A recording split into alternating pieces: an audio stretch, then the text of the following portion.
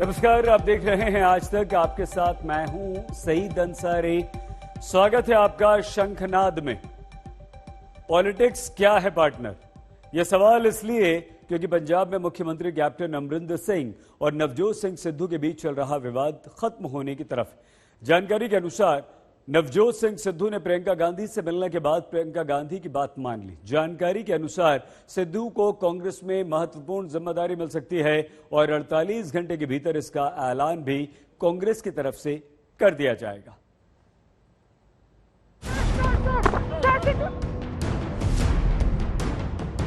न कोई शेर, न कोई शायरी, न कोई जवाब। गाड़ी में बैठे गुरु का बदला हुआ अंदाज।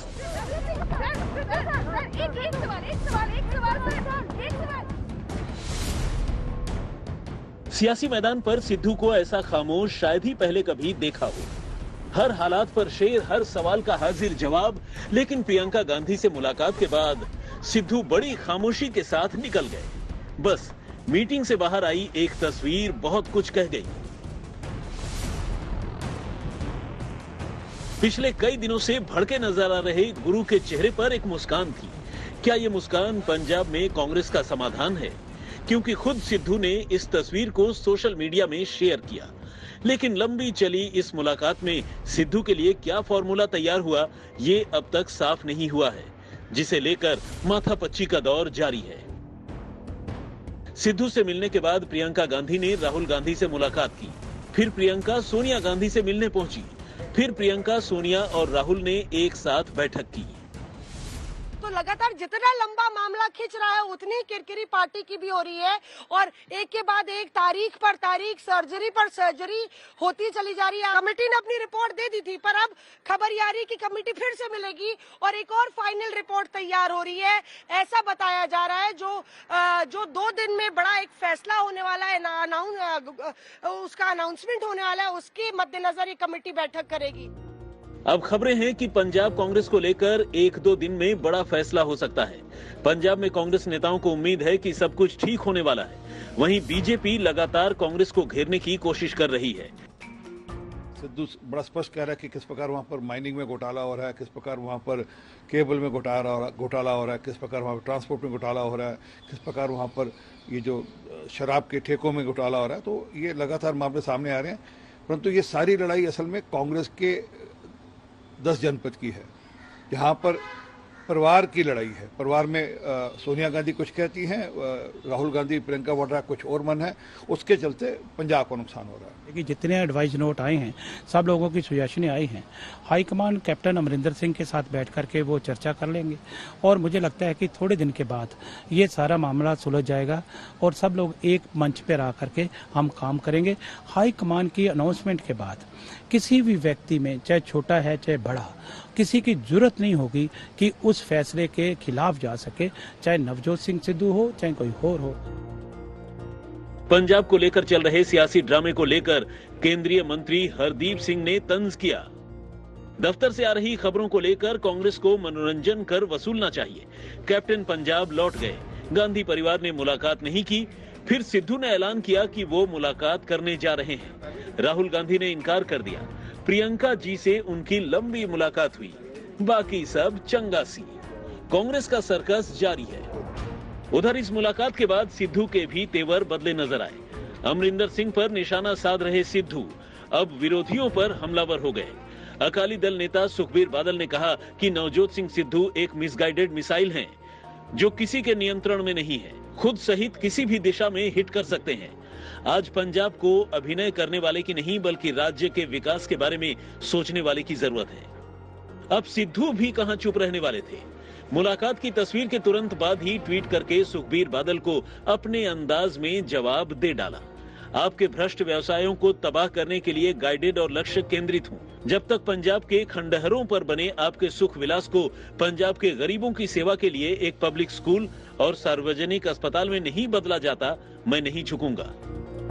अब सवाल खड़ा होता है कि प्रियंका ने सिद्धू के लिए कौन सा फॉर्मूला तैयार किया है और वो कौन सी जिम्मेदारी है जिसके लिए सिद्धू तैयार हो गए हैं, क्योंकि अमरिंदर सिंह लगातार सिद्धू को बड़ा पद दिए जाने का विरोध कर रहे थे।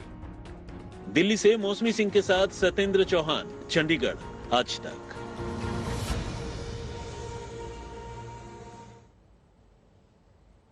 पंजाब की पॉलिटिक्स के बाद अब उत्तर प्रदेश में पॉलिटिक्स क्या है पार्टनर? यह सवाल आज इसलिए उठा क्योंकि उत्तर प्रदेश में भागीदारी मोर्चा के नाम से एक संगठन बना है। इस संगठन से जुड़े ओम प्रकाश राजभर ने कहा है कि वो सत्ता में आए तो 5 साल में 5 मुख्यमंत्री और 20 उप मुख्यमंत्री यानी कि डिप्टी सीएम बनाएंगे। राजभर ने बयान तो दे दिया, मगर उसके बाद उनका मजाक उड़ाया जाने लगा। किसी ने कहा कि राजभर के सपने मुंगेरी लाल के हसीन सपने हैं, तो किसी ने कहा कि ऐसे बयानों को गंभीरता से नहीं लेना चाहिए। हम लोग उत्तर प्रदेश में 22 में सरकार बनाएंगे।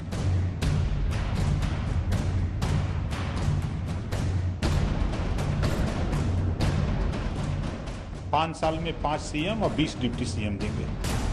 तो मतलब ये कि 10 दलों से मिलकर भागीदारी संकल्प मोर्चा बनाने वाले ओम प्रकाश राजभर की सरकार आई तो 75 जिलों वाले यूपी में 5 मुख्यमंत्री होंगे और हर साल 4 उप मुख्यमंत्री होंगे, यानी 5 साल में 20 उप मुख्यमंत्री होंगे, यानी हर जिले का अपना उप मुख्यमंत्री होगा, वो भी धर्म और जाति के हिसाब से। पहले मुसलमान, फिर राजभर, फिर चौहान, फिर कुशवाहा, फिर पटेल। मतलब मुख्यमंत्रियों की रेल चलेगी, रेल।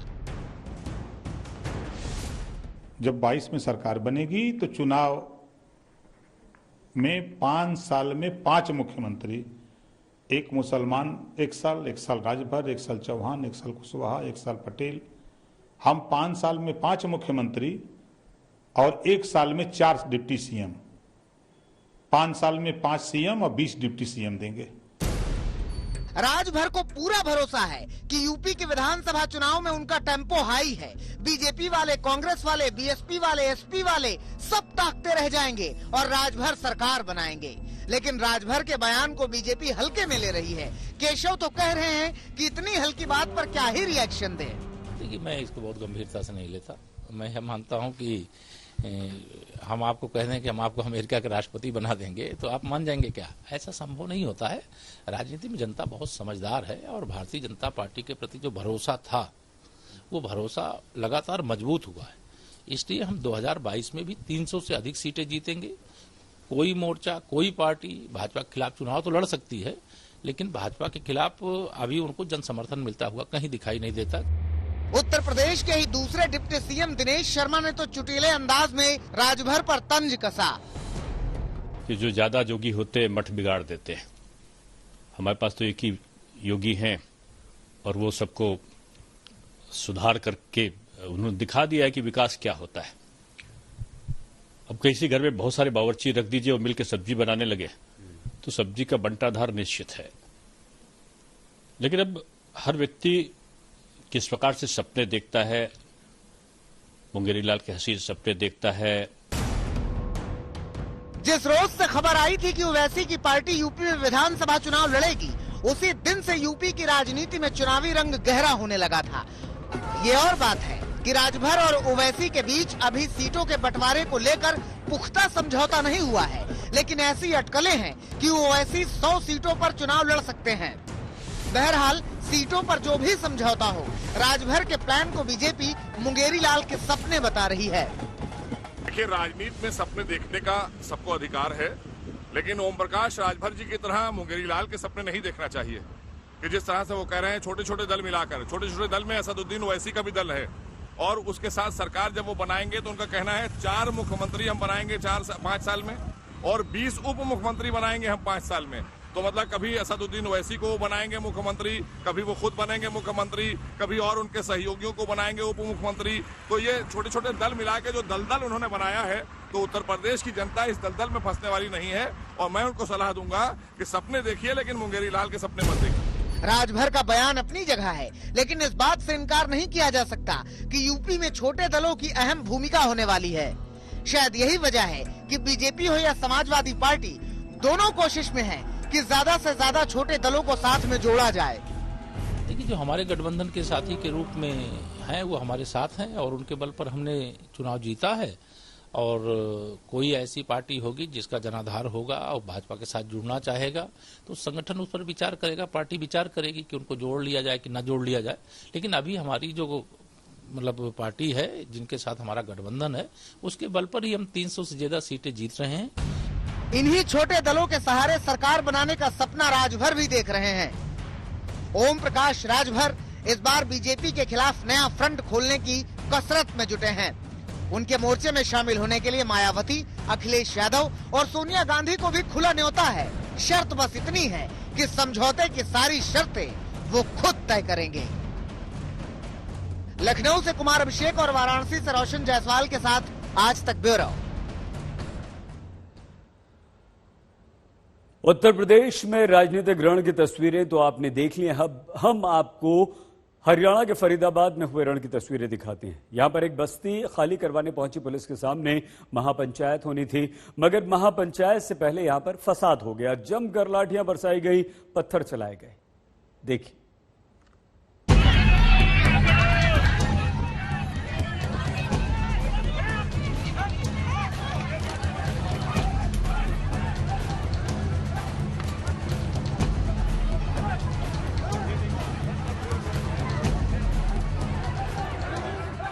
पत्थर बरस रहे हैं, लाठियां बरस रही हैं, चीख पुकार मची है। कोई पुलिस को मार रहा है, किसी को पुलिस मार रही है। हंगामा बरपा है, हजारों की तादाद में आक्रोशित लोग हैं। कुछ महिलाएं लाठियां खा रही हैं, कुछ महिलाएं पत्थर बरसा रही हैं। कोई पुलिस को घसीटे जा रहा है, किसी को पुलिस घसीटे जा रही है।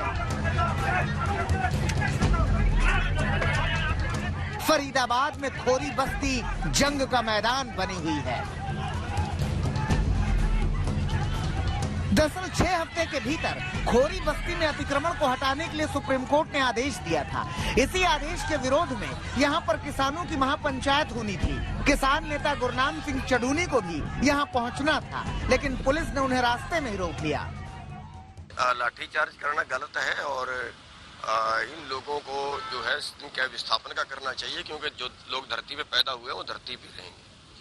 तो ऐसे लोगों पे लाठियां मार के भगा देना कोई बात नहीं है। लोकतंत्र है, अपनी आवाज उठा रहे हैं तो सुननी चाहिए उनकी। इधर पुलिस ने खोरी बस्ती को छावनी में तब्दील कर दिया था। महापंचायत को रोकने की इस मुहिम में एकाएक हंगामा बरपा और पत्थर चलने लगे। लोगों को काबू में करने के लिए पुलिस ने भी लाठियां भांजनी शुरू की और उसके बाद जो हुआ वो तस्वीरें आपके सामने हैं। सचिन गौर, फरीदाबाद, आज तक।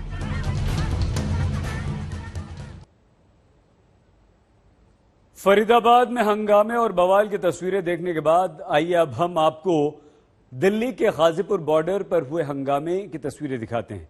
हुआ यूं कि गाजीपुर में जहां किसान नेता विरोध प्रदर्शन कर रहे हैं, वहीं पर बीजेपी के एक नेता पहुंच गए, जिसके बाद किसान भड़क गए और बवाल बढ़ गया।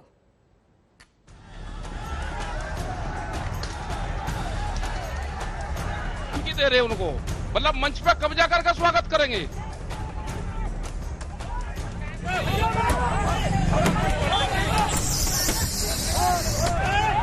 उनके बक्कल तार दिए जाएंगे एक के जो यहां पे आ गया।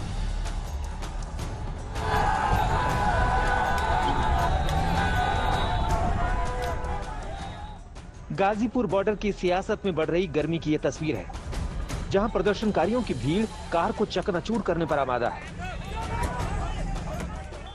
अब क्या कोई भी आएगा ना, उसकी गाड़ी जाएगी यहां से और उनका गोला लाठी दी जाएगी। यहाँ पे गोला लाठी का सामान सब तैयार है, यही मंच पे घेर घेर का गोला लाठी दी जाएगी। जो भी बीजेपी का कार्यकर्ता मंच की तरफ आवेगा। बीजेपी कार्यकर्ता को देखकर किसान ऐसे भड़के कि नौबत मारपीट तक पहुंच गई।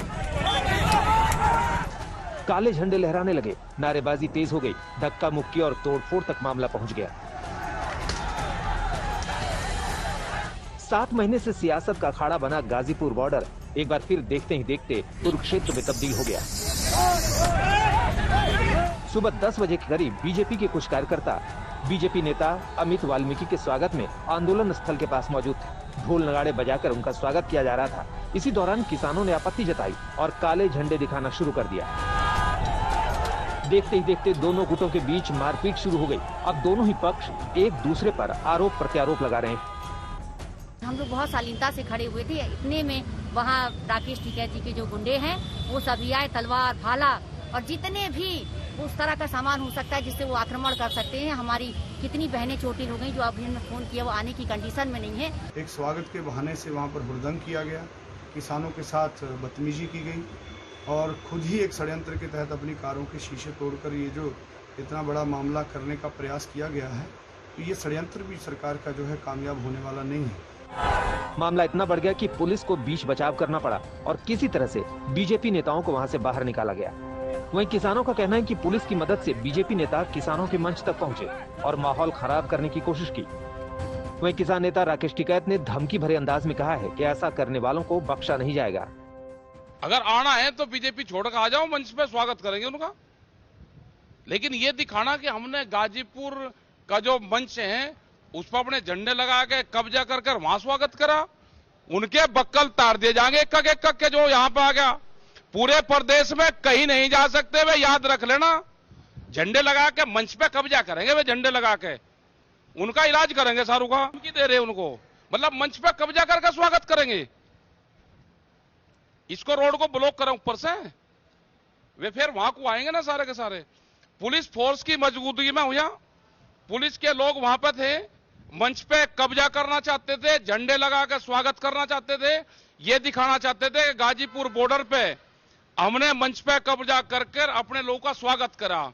अगर मंच इतना प्यारा है तो इसमें शामिल हो जाओ ना, ऐसी बीमारी पार्टी में हो क्यों? गाजीपुर बॉर्डर पर किसान अपनी मांगों को लेकर डटे हुए। सियासत रोज नए करवट बदल रही है, जिस पर धमकी और हिंसा का तड़का बीच बीच में लगता रहता है। कुमार कुणाल, गाजीपुर बॉर्डर, आज तक। पश्चिम बंगाल में चुनाव खत्म हो गए, ममता बनर्जी की सरकार बन गई, लेकिन बंगाल में हिंसा वाला दौर बिल्कुल नहीं थमा। चुनाव के दौरान जो हिंसा हुई थी उसकी जांच करने के लिए दिल्ली से मानवाधिकार आयोग की एक टीम बंगाल पहुंची, लेकिन टीम को जादवपुर में लोगों ने घेर लिया। उसके बाद फिर क्या हुआ, देखिए।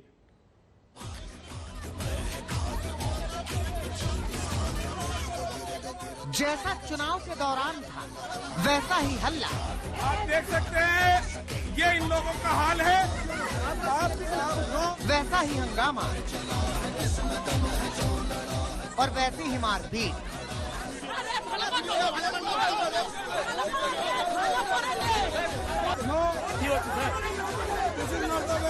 चुनाव बीत गए, लेकिन बंगाल की सियासत का चुनावी रंग अभी भी एकदम ताजा है और चटक।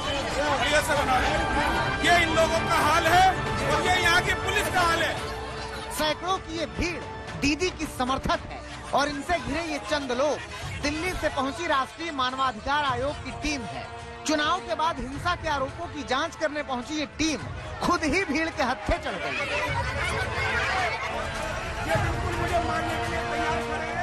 एनएचआरसी की टीम के साथ सीआईएसएफ के जवान भी थे, इनके हाथों में बंदूकें भी थी, लेकिन भीड़ को ना तो एनएचआरसी से कोई मतलब, न सीआईएसएफ के जवानों से।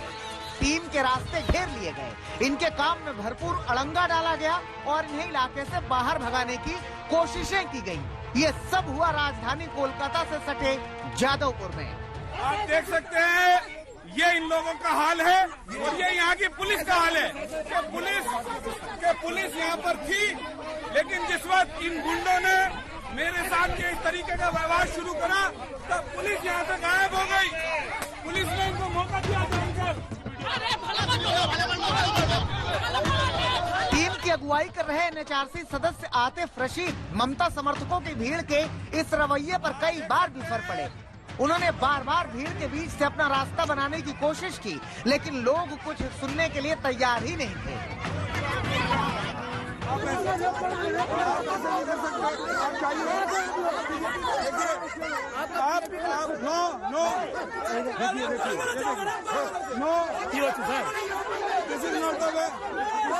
गलत कर रहे हो, आप गलत कर रहे हो। एनएचआरसी की टीम को घेरने वालों में ज्यादातर महिलाएं थी। महिलाओं के आगे होने की वजह से सीआईएसएफ की टीम भी ज्यादा कुछ नहीं कर पाई। शुरुआत में इनके साथ स्थानीय पुलिस भी थी, लेकिन एनएचआरसी सदस्यों का कहना है कि जैसे ही धक्का मुक्की और हंगामा शुरू हुआ, स्थानीय पुलिस के लोग गायब हो गए और टीम को आखिरकार यहाँ से निकलना ही पड़ा। बंगाल में चुनावी नतीजों के बाद आरोप लगे थे कि बीजेपी कार्यकर्ताओं को चुन चुन कर निशाना बनाया गया।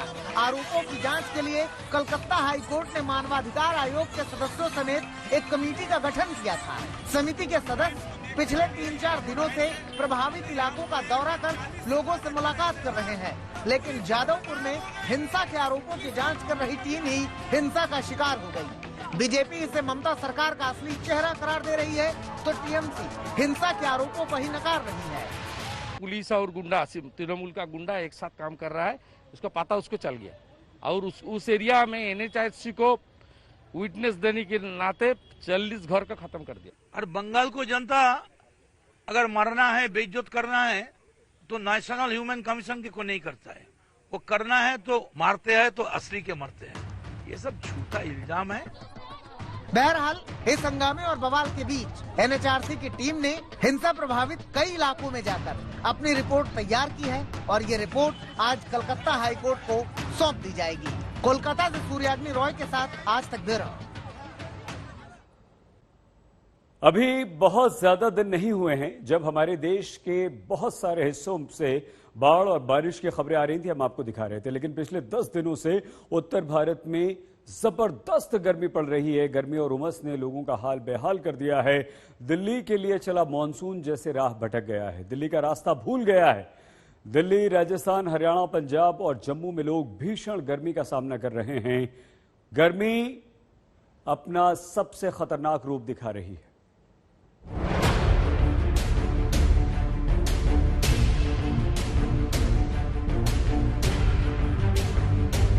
सूरज का पारा हाई, तप रही है धरती, बढ़ती उमस से जिंदगी बेहाल, गर्मी का 3rd डिग्री टॉर्चर।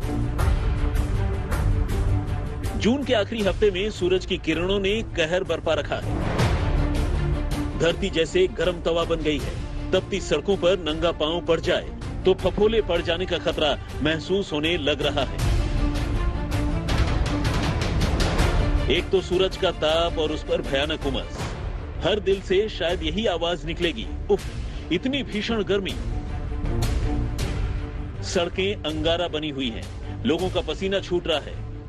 उत्तर भारत में गर्मी ने कैसे कहर बरपा रखा है, इसका अंदाजा आप कुछ शहरों के तापमान से लगा सकते हैं। दिल्ली में दिन का तापमान 43 डिग्री सेल्सियस तक रिकॉर्ड किया गया है। दिल्ली से सटे नोएडा में तापमान 44 डिग्री तक पहुंच गया है। जम्मू में भी पारा 44 डिग्री तक पहुंच गया है। चुरू में और जैसलमेर में तापमान 45 डिग्री सेल्सियस तक पहुंच गया है, जबकि श्रीगंगानगर में तापमान 46 डिग्री तक पहुंच गया है। चंडीगढ़ और अमृतसर में तापमान 41 डिग्री सेल्सियस पर पहुंच गया है, जबकि हिसार में पारा 45 डिग्री तक चढ़ गया है। यूपी की राजधानी लखनऊ में पारा 39 डिग्री तक पहुंच गया। तपती गर्मी में कहीं भीषण बिजली कटौती चल रही है तो कहीं शॉर्ट सर्किट से आग लगने की घटनाएं बढ़ गई हैं। अंबाला में कपड़े की होलसेल मार्केट में आग लग गई। गर्मी की वजह से बिजली की मांग बढ़ी है तो ट्रांसफार्मर फूंकने की घटनाएं भी तेज हुई हैं। सोनीपत में बड़े पैमाने पर बिजली कटौती के चलते पीने के पानी की किल्लत हो रही है, जिसके खिलाफ महिलाओं ने मटका फोड़ प्रदर्शन किया। बढ़ती गर्मी के चलते देश भर में बिजली की मांग में भी इजाफा हो गया है। बुधवार को बिजली की मांग रिकॉर्ड स्तर पर पहुंच गई। देश में आज बिजली की मांग 4303 मेगा यूनिट थी। इससे पहले 8 अप्रैल को बिजली की मांग 4161 यूनिट थी। दिल्ली में मॉनसून का इंतजार लंबा होता चला जा रहा है। चिलचिलाती धूप में लोगों का जीना मुहाल है। चौमासे में लू का मजा हमसे पूछिए, इश्क कैसे बन गया है सजा हमसे पूछिए। मुझे लग रहा है कि दिल्ली में जिस तरह से अभी लू के आसार बने हुए दिखाई पड़ते हैं, ऐसा लगता है कि चारों ओर सिर्फ आग के गोले इधर से उधर आ जा रहे हैं जो आपको तपा रहे हैं। आप भी शायद मेरे साथ यही कहना चाहते हैं, बरसों राम धड़ाके से दुनिया मर गई फाके से। यानी मानसून कब आए, लेकिन अभी फिलहाल 10 दिन तक मानसून के आने की कल्पना भी मत कीजिए। राजधानी दिल्ली में तो सूरज के चढ़ते पारे के सामने मौसम वैज्ञानिकों के सारे दावे धराशायी हो गए हैं। दिल्ली में 14 जून से 17 जून के बीच बारिश की भविष्यवाणी की गई थी, लेकिन बारिश तो दूर, यहाँ दोपहर में घर से बाहर निकलना भी मुहाल है। पछुआ हवाओं की लू अलग से चल रही है। अभी हमारे पास कंडीशन फेवरेबल नहीं है। जो लार्ज स्केल फीचर होना चाहिए वो फेवरेबल नहीं है। वो हमारे पास मोस्टली कर सकते हैं कि 14 जून तक हमारे पास फेवरेबल था, तो उस समय हमारे पास एक्टिविटी काफ़ी अच्छी हुई थी और मानसून वेस्ट यूपी तक प्रोग्रेस किया था। उसके बाद से हमारे पास ऐसी कंडीशन फेवरेबल नहीं बन रही है। तो फिलहाल आपके पास ऐसी सिचुएशन है कि अगले 7 दिनों तक कोई कंडीशन फेवरेबल नहीं होने वाली है जिससे कि मानसून प्रोग्रेस करे। चंडीगढ़ में लॉकडाउन खुलने के बाद भी यहाँ भीषण गर्मी के चलते सुखना झील पर सन्नाटा पसरा हुआ है, जबकि इस मौसम में यहाँ सैलानियों की भरमार रहती थी। एक तरफ कोरोना की महामारी है तो दूसरी तरफ गर्मी का सितम इस तरीके से बढ़ता जा रहा है कि ना आप घर में रह सकते हैं और ना ही बाहर निकल सकते हैं। फिलहाल चंडीगढ़ में हम मौजूद हैं। सुखना झील का किनारा है और ये जो इलाका है कहीं ना कहीं पहाड़ों के बेहद पास होता है। लेकिन अगर तापमान की बात करें तो चंडीगढ़ का तापमान 41 डिग्री को पार कर गया है, जिसकी वजह से आप देख सकते हैं यहाँ पर बोटिंग जो है बिल्कुल नाम मात्र को हो रही है। गर्मी की वजह से लोग घरों से बाहर नहीं निकल रहे हैं। जो लोग सुखना लेक पर घूमने भी आ गए हैं वो भी चिलचिलाती धूप और भीषण गर्मी के चलते वापस जा रहे हैं। अभी हमें बहुत ज्यादा फील हो रहा है कि अभी तो यार ज्यादा गर्मी है यहाँ पे और बहुत मुश्किल हो रहा है वैसे भी घूमना। बुरा हाल हुआ है भाई, अब तो घर जाने का मन कर रहा है। जाने का मन कर रहा है। हाँ जी, दिल करा कि थोड़ा टाइम बिताऊंगा पर नहीं, अब तो गर्मी से घर जाना पड़ेगा। अभी ज्यादा दिन नहीं हुए जब पूर्वी यूपी, बिहार, झारखंड में झमाझम बारिश हुई थी, लेकिन उसके बाद तो धरती पर सूरज देवता का कोप बरस रहा है। अब ये तपिश तो तभी कम होगी जब आसमान से झमाझम बारिश होगी। चंडीगढ़ से सतेंद्र चौहान के साथ संजय शर्मा, दिल्ली आज तक। राजस्थान के रेतीले इलाकों में भीषण गर्मी पड़ रही है। कई जगह राजस्थान में तापमान 45 डिग्री सेल्सियस के पार चला गया है। जम्मू में यही स्थिति है। तपती गर्मी में बिजली कटौती की दोहरी मार लोगों पर पड़ रही है। गर्मी से छुट्टी के लिए लोग मानसून से आस लगाए बैठे हैं। बारिश के लिए तरह तरह के टोटके कर रहे हैं।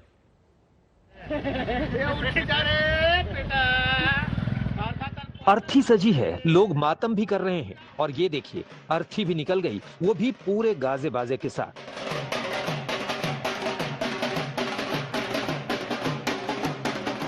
आप भी सोच रहे होंगे कि आखिर अर्थी के साथ ढोल नगाड़े क्यों बज रहे हैं।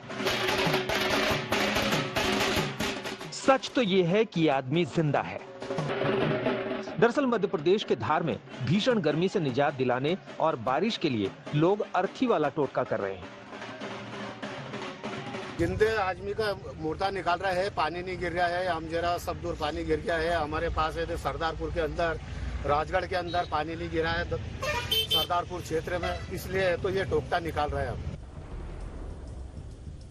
मध्य प्रदेश के तमाम जिलों में भीषण गर्मी पड़ रही है। राजधानी भोपाल की झीलों के किनारे लोगों का रेला लगा रहता था, लेकिन अब वहां सब सूना पड़ा है। हम मध्य प्रदेश की राजधानी भोपाल में इस वक्त मौजूद हैं और भोपाल का सबसे बड़ा टूरिस्ट अट्रैक्शन इस वक्त अगर आप देखें तो वो है भोपाल की बड़ी झील। लेकिन मेरे ठीक पीछे जहां पर इस समय लोग बड़ी संख्या में घूमने आते थे, आप देखिए कैसे सुनसान पड़ा हुआ है, वीरान पड़ा हुआ है। जबकि ये वो समय है जब बड़ी संख्या में लोग यहाँ पे आकर के सेल्फी खिंचवाते हैं। लेकिन बादल आते हैं मध्य प्रदेश में, ऊपर आसमानों पे बादल का डेरा होता है, वो छट जाते हैं और उमस भरी गर्मी से लोगों को फिर से परेशान होना पड़ता है। का मन ही नहीं करता, इतनी गर्मी, इतनी उमस है और कि मतलब यहाँ मतलब आके भी ये लगता है कि और ज्यादा गलती कर दी है हम। भीषण गर्मी से निजात के लिए कहीं लोग टोटके कर रहे हैं तो कहीं पसीना पोंछते नजर आ रहे हैं। उत्तर प्रदेश के तमाम इलाकों में पिछले एक हफ्ते से गर्मी और उमस ने हाल बेहाल कर रखा है। उत्तर प्रदेश की राजधानी लखनऊ में गर्मी लगातार बढ़ती नजर आती है। लोगों के आगे सिवाय जूस, पानी और ठंडी चीजों के अलावा कोई और विकल्प नजर नहीं आ रहा। हम मौजूद है लखनऊ के विधानसभा क्षेत्र में और आप देख सकते हैं कैसे यहाँ लोग जो पहुंच रहे हैं। दुकानों पे, खासतौर के जूस की दुकानों पे भीड़ बढ़ गई है और गर्मी में हालात इस कदर खराब हैं कि लोगों के आगे अब पसीना पोंछने और पानी पीने के सिवा कोई और विकल्प नहीं है। अभी कुछ दिन पहले ही यूपी के तमाम हिस्सों में झमाझम बारिश हुई थी, बाढ़ के हालात बन गए थे, लेकिन अब गर्मी लोगों के पसीने छुड़ा रही है। 2-3 घंटे में कम से कम 2-3 बोतल पानी पी चुका हूँ और तब भी प्यास नहीं बुझ रही है। और अभी से अंदर से बाहर आया हूँ और लेकिन इतना पसीना था, अंदर आ रहा था, सांस लेने में दिक्कत हो रही थी। यहाँ पर बहुत ज़्यादा दिक्कत हो रही है गर्मी की वजह से। 5 मिनट भी रहना उमस में दूभर हो रहा है। जब तक आप पानी नहीं पिएंगे तब तक आप नहीं चल सकते हैं। झारखंड में हफ्ते भर से सूरज की बादलों से लुका छिपी चल रही है, जिसकी वजह से गर्मी और उमस बढ़ गई है। लोग पसीने से तरबतर हैं। गर्मी लगातार बनी हुई है, लोग परेशान हैं, लोग कहीं ना कहीं अनकंफर्टेबल फील कर रहे हैं। जिस तरह से लगातार पसीना चल रहा है और उमस है, उसके वजह से जम्मू में गर्मी ने लोगों की हालत खराब कर दी है। पारा लगातार चढ़ रहा है। लोग कोल्ड ड्रिंक और गन्ने का जूस पीकर गर्मी भगाने की कोशिशों में लगे हैं। देश के कई भागों की तरह जम्मू संभाग भी इस समय भीषण गर्मी की चपेट में है। पारा लगातार जो है वो बढ़ रहा है और लोगों की परेशानियां भी बढ़ रही है। आज जम्मू में तापमान जो है 43 डिग्री को भी जो है पार कर चुका है और साथ ही में हवा में नमी भी काफी ज्यादा है, जिससे लोगों को काफी समस्याएं हो रही है। तेज धूप से बचने के लिए लोग छांव की तलाश में दिखाई दे रहे हैं। गर्मी के चलते जूस की दुकानों पर चहल पहल बढ़ गई है। उधर राजस्थान के तमाम इलाकों में सूरज का पारा 7वें आसमान पर चला गया है। चूरू और जैसलमेर में पारा 45 डिग्री सेल्सियस के आसपास चल रहा है। राजधानी जयपुर में भी सूरज का प्रकोप जारी है। गर्मी से राहत के लिए लोगों की नारियल पानी और लस्सी की दुकानों पर भीड़ नजर आ रही है। राजस्थान के लिए जून महीने का आखिरी दिन जबरदस्त गर्मी का प्रकोप लेकर आया है। घर से निकले हुए मुश्किल से 4 से 5 मिनट होते हैं कि लोग पसीने में तरबतर हो जाते हैं और ऐसे में जूस, नारियल पानी, गन्ने का रस और लस्सी छाछ बेचने वालों की पौबारा हुई है। आप देख सकते हैं किस तरह से लस्सी की दुकान के बाहर लोगों का तांता लगा हुआ है ताकि बढ़ती हुई गर्मी और उमस से कुछ राहत मिल पाए। हम लोग क्या लस्सी लेने वाले और जो लोग हैं यहाँ पर ज्यादा आ रहे हैं पहले? जी सर, गर्मी की वजह थोड़ा प्रेशर है, बहुत ज्यादा है। नॉर्मली नारियल पानी कई कई जगह नहीं मिल पाता। लस्सी मोस्टली इफेक्टिव है यहाँ पे हमारे ऑफिस के पास में, तो आई कैन कैरी दिस। बढ़ती गर्मी की वजह से लस्सी की बिक्री में खासा इजाफा हो गया है। पंजाब के अमृतसर में भीषण गर्मी से राहत के लिए देखिए बच्चों और नौजवानों ने ये कौन सा तरीका निकाल लिया। गर्मी से घर में रहना मुश्किल हुआ तो ये नहर पर आकर मौज मस्ती में लग गए। पुलिया से छलांग मारकर ये नहर में नहा रहे हैं। भोपाल से रवीश पाल सिंह, जयपुर से देवंकुर, रांची से सत्यजीत कुमार के साथ अभिषेक मिश्रा, लखनऊ, आज तक। उत्तर प्रदेश में चुनाव की सुगबुगाहट के बीच बीजेपी ने दलित राजनीति का शिलान्यास कर दिया। बीजेपी ने यह बताने की कोशिश की कि दलितों की हितैषी पार्टी वही है, लेकिन बीजेपी की राजनीति ने उन राहों में रोड़ा अटका दिया जो वर्षों से खुद को दलितों का मसीहा बताते हुए थकते नहीं थे। अब उत्तर प्रदेश में दलितों के नाम पर संग्राम है।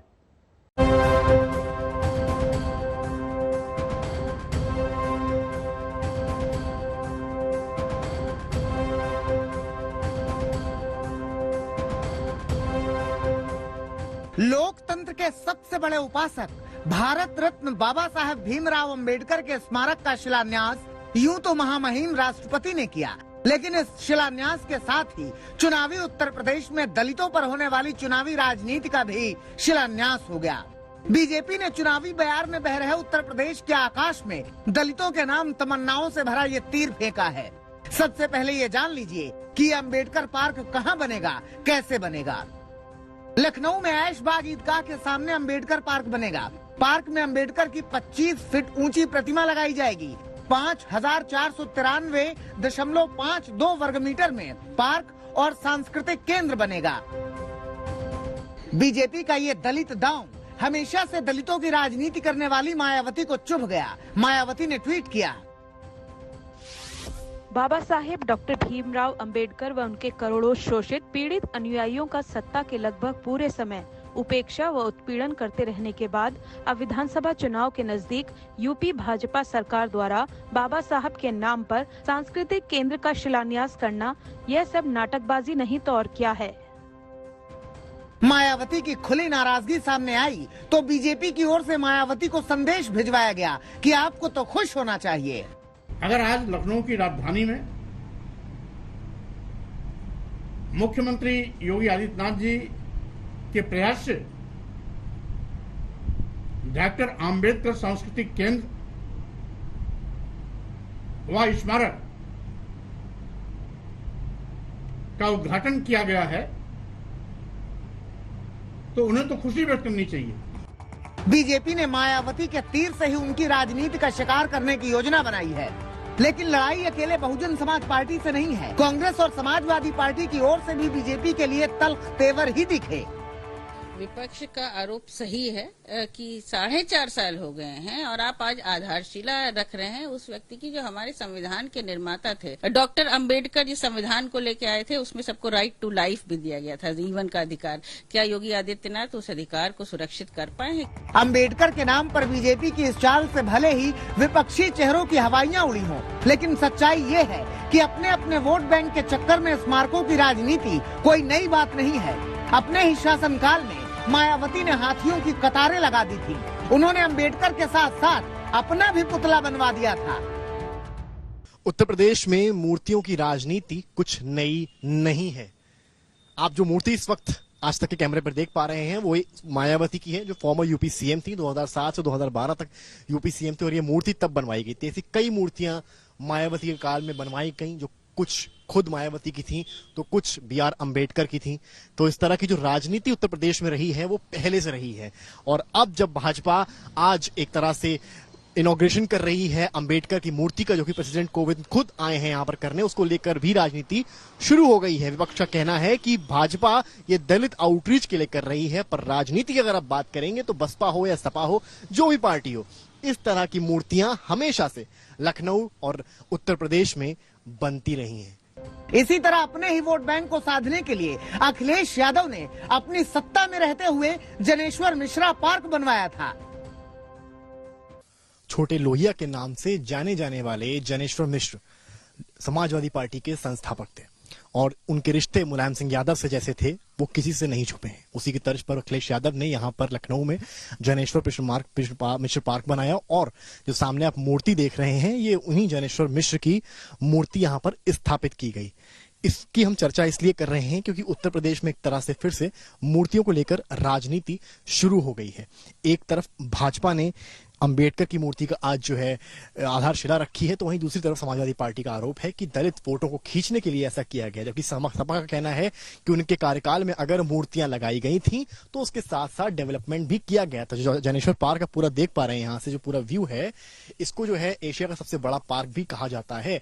और ये जो व्यू, ये इस मूर्ति के साथ ही साथ ये पार्क भी बना था। तो समाजवादी पार्टी ने अपना पक्ष ये रखा है कि उन्होंने मूर्तियां जरूर लगवाई हैं, पर मूर्तियों के साथ साथ उन्होंने यूपी का डेवलपमेंट भी किया है, ना कि भाजपा की तरह इलेक्शन से 6 महीने पहले मूर्ति की लेइंग फाउंडेशन सेरेमनी करके वोट खींचने का प्रयास किया हो। अब बीजेपी लखनऊ में अंबेडकर पार्क बनवाकर ये संदेश देने की कोशिश कर रही है कि लोकतंत्र में बाबा साहब की आत्मा थी और बाबा साहब में बीजेपी की आत्मा है। ये संदेश बीजेपी को दलितों का हितैषी भी बना सकते हैं और सूबे में दलित दोबारा बीजेपी की दाल भी गला सकते हैं। समर्थ श्रीवास्तव, लखनऊ, आज तक।